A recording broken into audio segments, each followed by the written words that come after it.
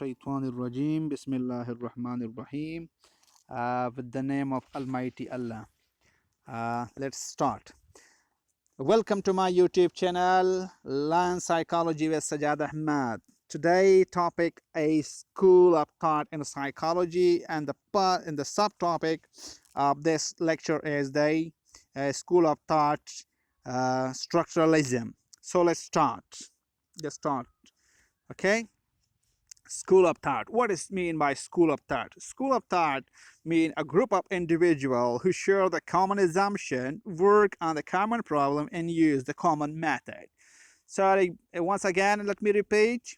A group of individuals who share the common assumption, work on the common problem, and use the common method. So this group of people, group of the psychologists, group of the philosophers who share these things are known to be a school of thought. School of thought. There are many schools of thought in psychology, like structuralism, functionalism, and Gestalt psychology, psychoanalysis, etc. But today, in today's, we are going to study the structuralism. What is meant by structuralism and who presented the structuralism?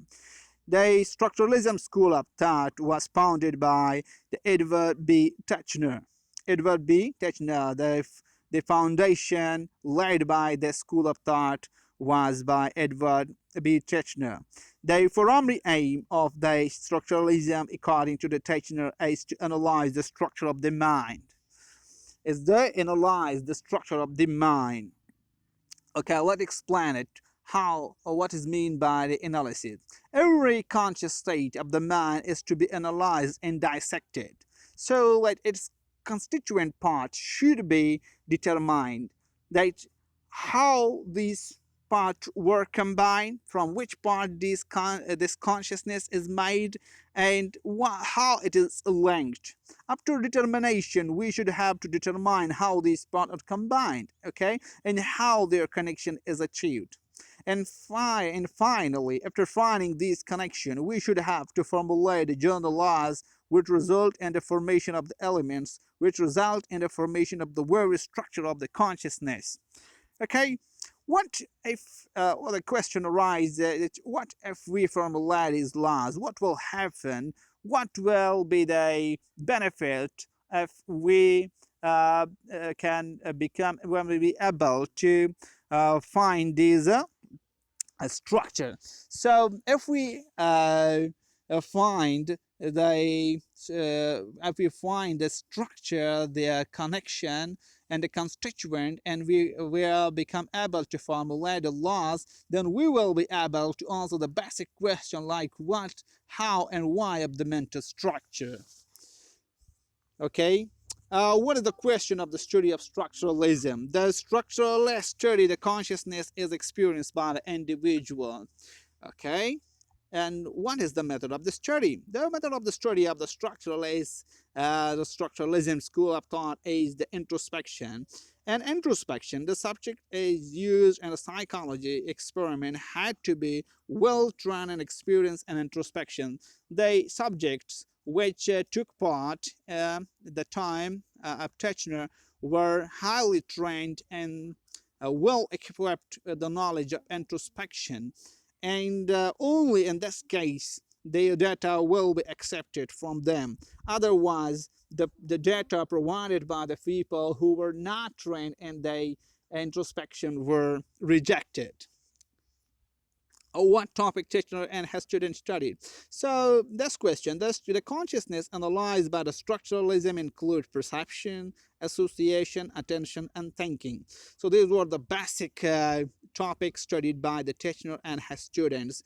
And among these topics, sensation is the topic, was the topic who received more attention. Okay, criticism. Now come to the criticism. The critics of this structuralist school of thought criticize the the structuralism for the method of the study, i.e., this introspection, and according to them, the most unreliable thing in the structuralism was a method of study, i.e., introspection. And the other criticism made on the structuralism was because of its narrowness.